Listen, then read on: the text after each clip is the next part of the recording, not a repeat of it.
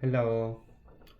Now I'm going to solve another example. It is the problem that is obtained in the end of the chapter 8.28. Okay. So we have the problem statement section part, sketching and givens, governing equation, and now I'm going to work on the calculation. For the calculation, we are asked to, this is y of x, this is the deflection of the beam that is given, and we know the range of changes. It is very important. And we're gonna find the equation of the slope, which is just a derivative of y of x that we already learned from our class and also from the previous example that I solved and put it in Canvas in the module. And after that, we're gonna find the location and magnitude of the maximum deflection, or y max. Okay, so first I'm going to find theta of x, which is equal to dy of x with dx. Okay, that one is equal to, I have the equation as always. This is some sort of the sixth pattern that we have, that was equal to g t is equal to c, a constant, times f of t. Okay, and as you guys remember, its derivative was equal to the constant value times the derivative of the function. Okay, so we have this.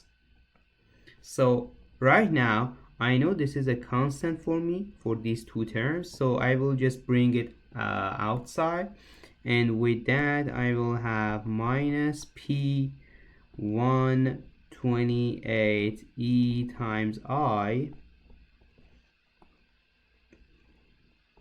times the derivative of the whole function I have, 7l squared x minus 16x to the power of 3. Okay, as always I can say that when I have such a function, the derivative here is equal to the derivative of this one plus the derivative of this one. Okay, let's do that. So with that, I can say that theta of x is equal to, again, the constant here, minus p 128 e times I times the derivative of dx of 7l squared x positive plus the derivative of minus 16x to the power of 3. Okay, so let's take a derivative for each of these two, this one and this one. As you guys remember, again, we had another function, function 2, and in function 2 we had this. We had, when we have f of t, which is equal to t to the power of n, f prime of t, the derivative of f of t is equal to n times t to the power of n minus 1.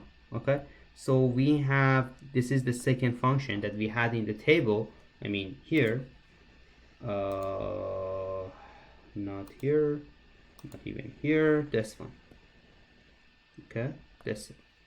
So please recall this thing, and now I can just use it and solve this example.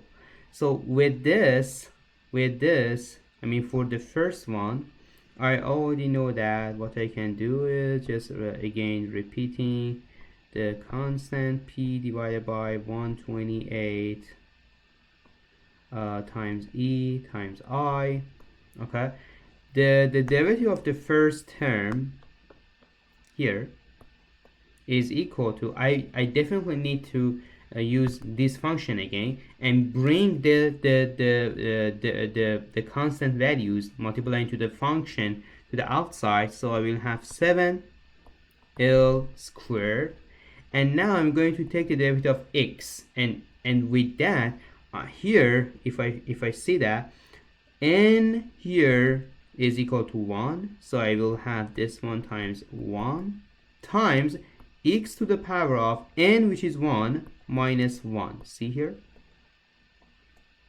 Okay, so plus, and now I'm going to work on this one.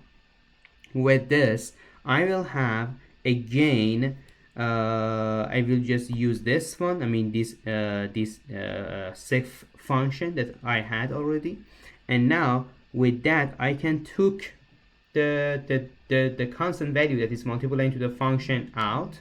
So I will have, instead of positive, I can say minus 16, okay, times the derivative of x to the power of 3, and that one can be found using this function. Okay, n here is 3, so I will have 3 here, times x to the power of, see here, x to the power of n minus 1. So n is 3, so I can have 3 minus 1, and that's it. Let me clean it. Okay, so with that I will have minus p divided by 128 e times I times here I will have just 7 times l squared. X to the power of 0 is equal to 1, so I will just have 7 l squared. And now I'm going to talk about the second term here, which is equal to 16 times 3, I mean minus 48, so minus 48, and x to the power of 3 minus 1, which is equal to 2. That's it. So I found theta of x as we were asked here. Okay, now I'm going to work on the second one, the location and magnitude of maximum deflection, I mean the y of max. I know that if I want to find the maximum of this function, I just need to find its derivative. That I already found that. Okay, I already found that theta of x is the derivative of y of x. Okay, so now I'm going to just put it equal to 0 and find the solutions. When I found those x that make this derivative equal to 0, that x is the corresponding variable for having maximum deflection, or y max. Okay, so let's write it here. I think I should go to the second page. Okay, so here I already have theta of x, which is equal to the dy of x with dx is equal to minus p divided by 128 e times I, okay, times 7 l squared minus 48 x squared. Okay, so I have this, and now I'm going to put it equal to 0, because I know that y max occurs when we have theta of x, or dy of x with dx is equal to 0. Okay, so let's do that. I will have minus p divided by 128 e times I, okay, times 7L squared minus 48 x squared, and it's gonna be equal to 0. And with that I know this is a constant, cannot be 0, just this term needs to be 0, so I can just say that, oh, I'm sorry, I can just say that 7L squared minus 48 x squared is equal to 0. And now I just need to find the solution here, which is equal to, I know x2 is equal to 7 divided by 48 L squared, or I can say x is equal to positive negative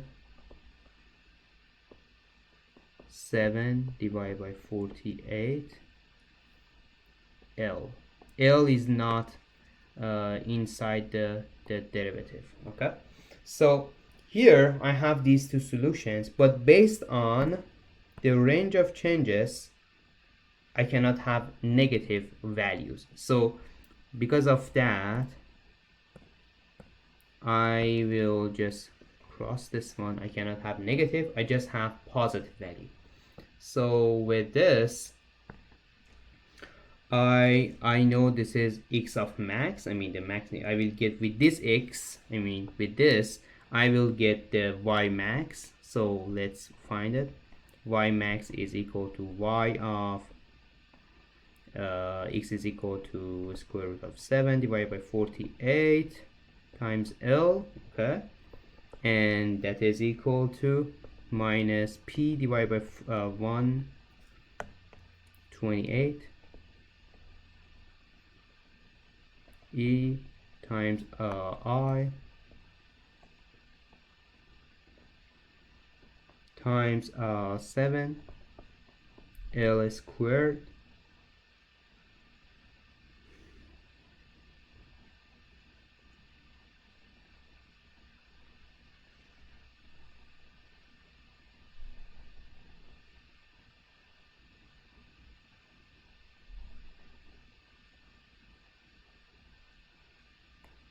times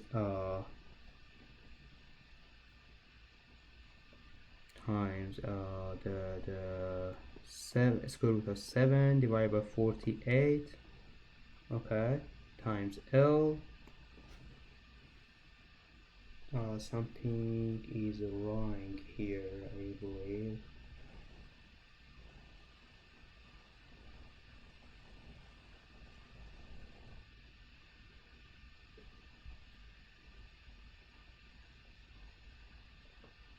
Okay, yeah, here we don't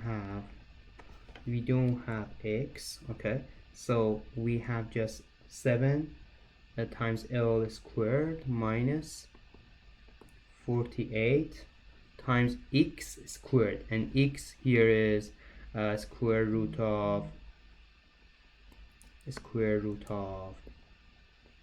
7 divided by 48 times L, okay, squared, and that's it. So this is gonna be my result, and we just need to put this we just need to simplify this these variables and find y max. And here I have y max, and that is equal to y max is equal to minus 0 0.01392 times p L squared divided by EI meter. Okay, so this is my y max, and we have the third and fourth part as well, C part and D part. so we can just solve them in the next page. Let me erase these things, these annotations, and then we can talk about it. Okay, now in the C part, we need to evaluate both the deflection and the slope at x is equal to 0 and x is equal to L divided by 4. Okay, and for that we just need to, I mean, this is the C part, okay, and this part was, yeah, here we had A part because we just found the theta, and here we have B part. Now it is C part, and in C part we need to find the slope and deflection both at x is equal to 0 and x is equal to L divided by 4. So let's write the deflection itself. I mean, at x is equal to 0 is gonna be minus p, I mean, I'm just using this equation, y of x, p divided by 128